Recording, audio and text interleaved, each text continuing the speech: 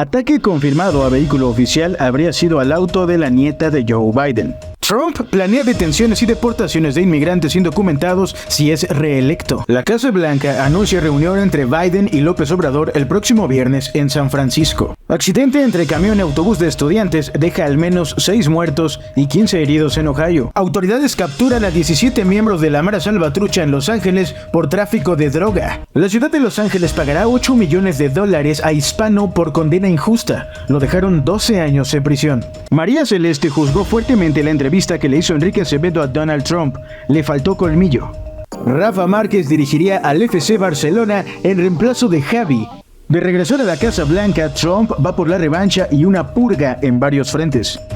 Este lunes, el Servicio Secreto de Estados Unidos confirmó que 3 individuos atacaron el domingo por la noche un vehículo gubernamental desocupado, que según informes de medios como CNN, pertenece a Naomi Biden, la nieta del presidente Joe Biden.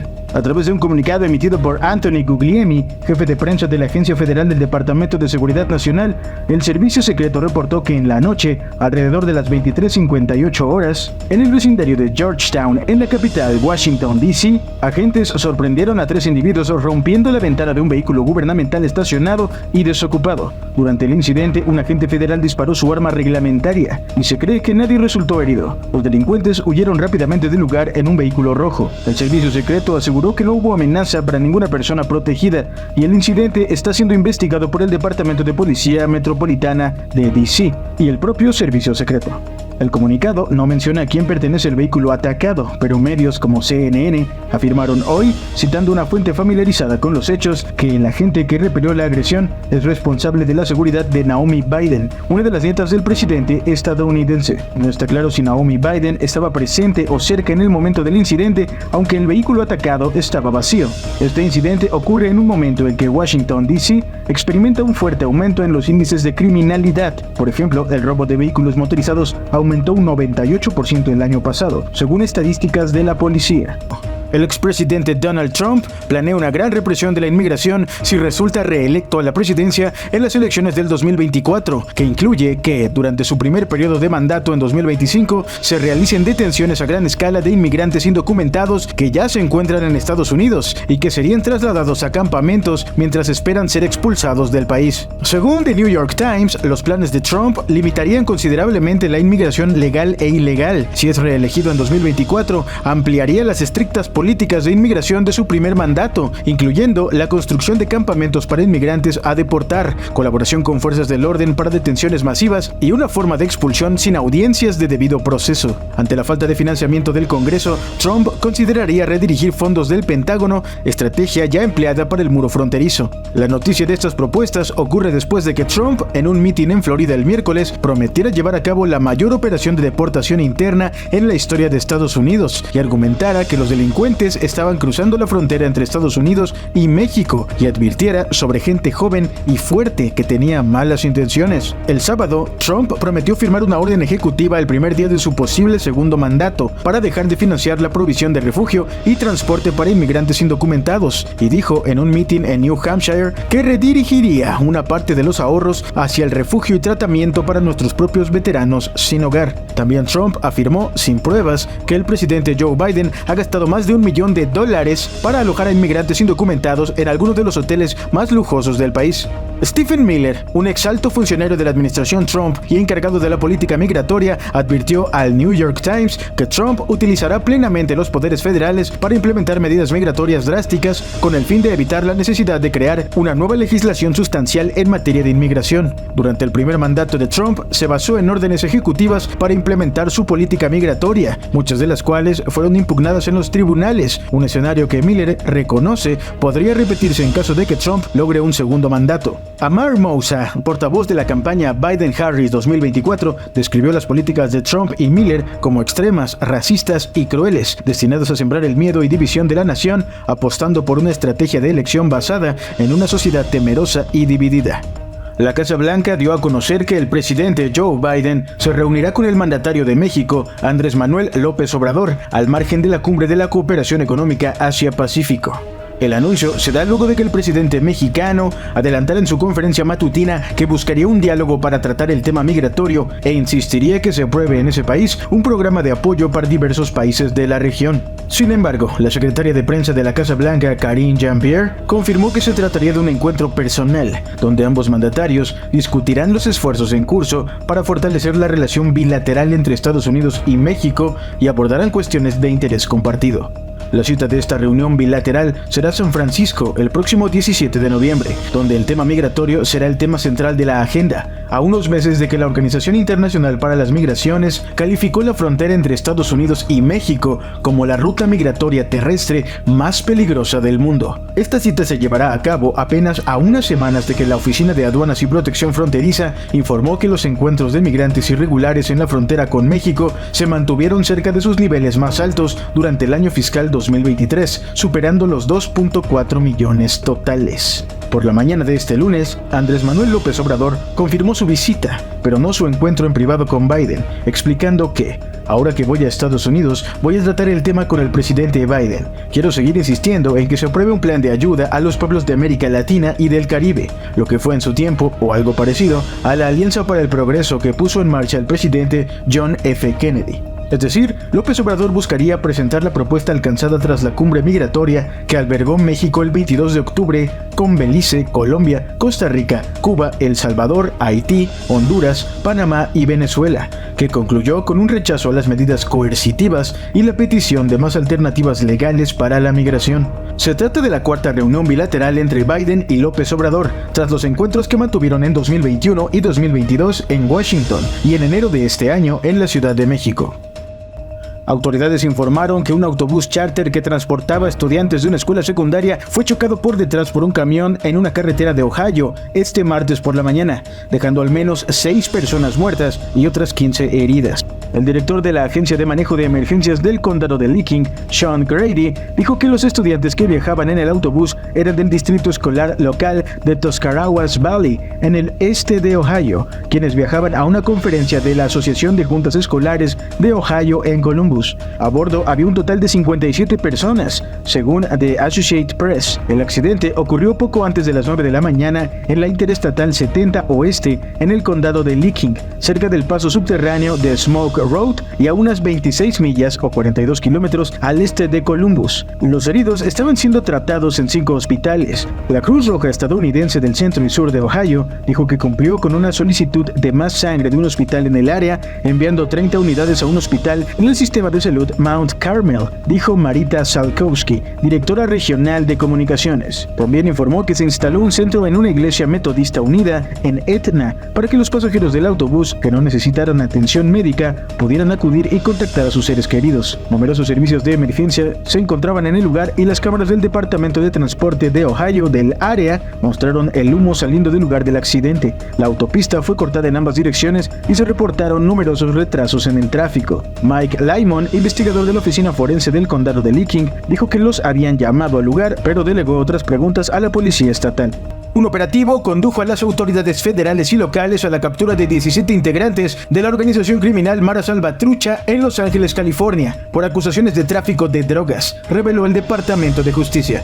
La acusación fue hecha por un gran jurado contra 23 personas, incluyendo a los 17 detenidos, a 4 personas que ya estaban tras las rejas en California y a 2 sospechosos más que están en búsqueda y captura. En la operación de los funcionarios se confiscaron 9 armas de fuego y cerca de $94,000 en efectivo, con aproximadamente $50,000 encontrados en un solo lugar. La acusación argumenta que los sospechosos formaban parte de una red de distribución y venta de metanfetaminas en el centro de Los Ángeles. Los principales acusados son Pavel Hurtado, de 36 años, también conocido como Temper, y Eli Grijalva, de 34 años, conocido con el alias de Skinny, quienes presuntamente supervisaron las actividades de narcotráfico de la organización entre el mes de julio del 2021 y agosto del 2023, recibiendo órdenes de los miembros que ya estaban en prisión. Por su parte, el fiscal federal Martín Estrada indicó en un comunicado que la acusación da a conocer que el tráfico de drogas es el método principal que utiliza la MS-13 para financiar su modus operandi de asesinato y caos. Estrada denominó a la Mara Salvatrucha como una de las organizaciones terroristas más grandes y violentas de América del Norte,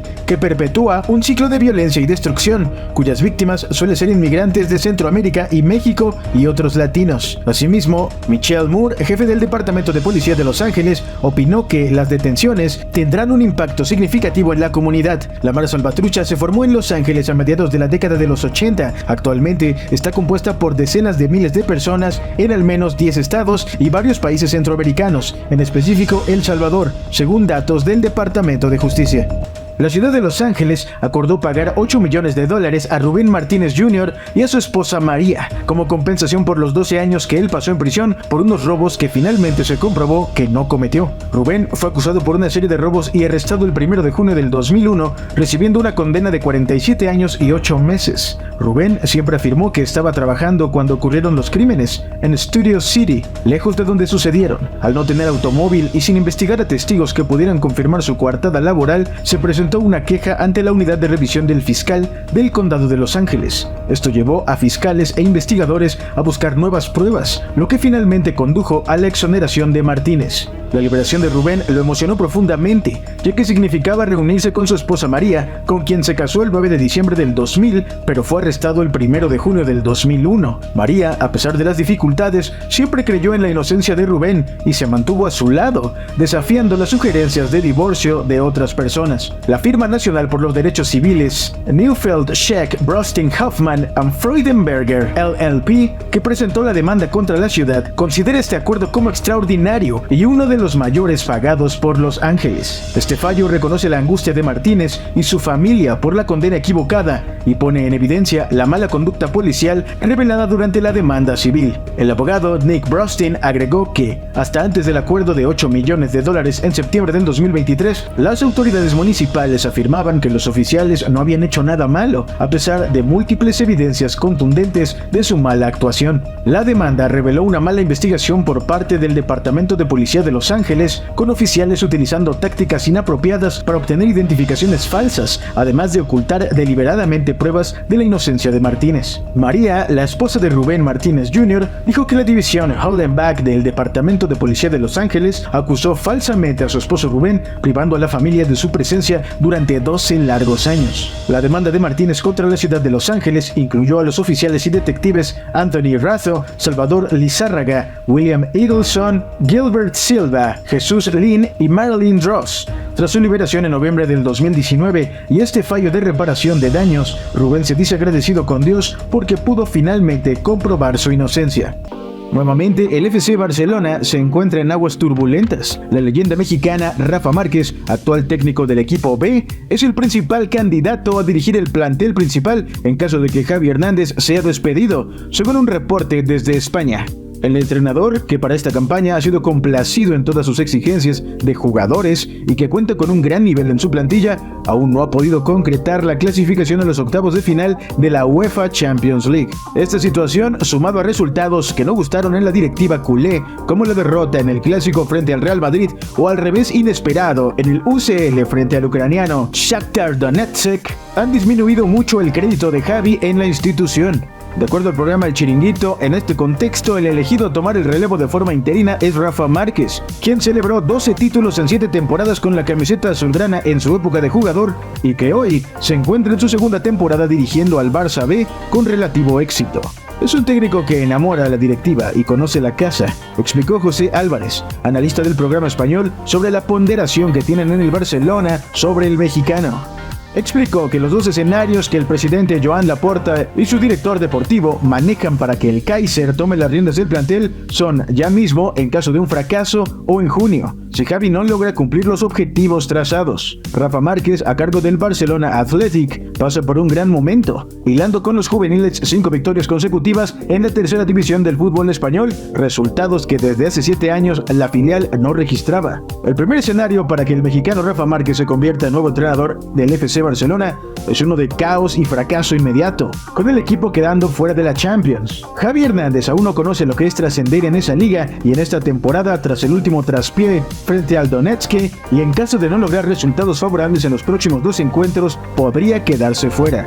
La presentadora María Celeste Arrarás expresó su descontento con el enfoque de la entrevista que le hizo Enrique Acevedo a Donald Trump. Añadió que la cadena Univision no cumplió con estándares durante la conversación, al tiempo que destacó la importancia de un periodismo objetivo y equilibrado en la cobertura política. No importa de qué presidente o candidato se trate, ni de qué partido político esté involucrado, los periodistas tienen que hacer las preguntas difíciles y no estar sonriendo tras cada respuesta del entrevistado. Y, ciertamente, una cadena de televisión y su departamento de noticias tienen que ser objetivos, balanceados e incisivos. Ese no fue el caso con la cadena Univision, y la entrevista exclusiva que le hizo hace unos días a Donald Trump comenzó escribiendo en Instagram: a la entrevista le faltó colmillo, por no decir que más bien pareció una campaña de relaciones públicas. Trump hizo varias aseveraciones falsas que nunca fueron cuestionadas, a pesar de que hay evidencia contundente que así lo comprueba. El trabajo del periodista es fiscalizar, hacer las preguntas difíciles, las que ellos no quieren contestar, no importa si es Trump, Biden o el que sea, agregó. Celeste hizo mención de una presunta denuncia contra la cadena Univision por parte del Washington Post, que planteó preocupaciones sobre la influencia de altos ejecutivos de Televisa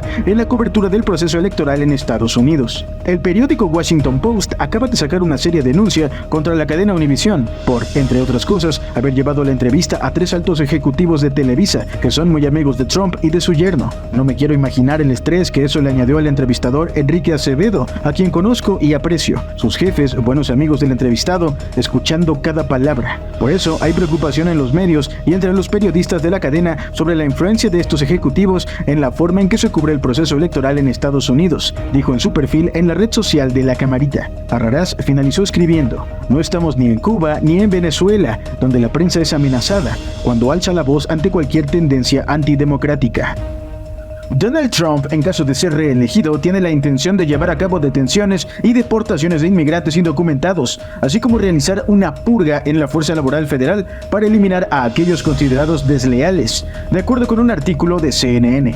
El medio advierte que esto implicaría el ejercicio del poder de la aplicación de la ley federal contra enemigos políticos, convirtiéndose en una venganza política. Según CNN, Trump y sus aliados buscan una transformación radical del gobierno federal, ejerciendo el poder ejecutivo de manera sin precedentes. A pesar de los posibles desafíos legales, Trump ya trabaja con un equipo que estudia la Constitución para enfrentar impugnaciones y encontrar soluciones alternativas para implementar políticas desde el primer día en caso de recuperar el poder. Además de los planes de acorralar a inmigrantes indocumentados y crear lo que se puede considerar enormes campos de concentración, Trump buscaría un mayor control de la Casa Blanca sobre el Departamento de Justicia para vengarse de sus críticos, incluyendo antiguos aliados. Su objetivo sería desmembrar el sistema de justicia actual, despidiendo a fiscales marxistas radicales, como los ha llamado, y eliminando restricciones legales para instalar aliados ideológicos en el gobierno federal.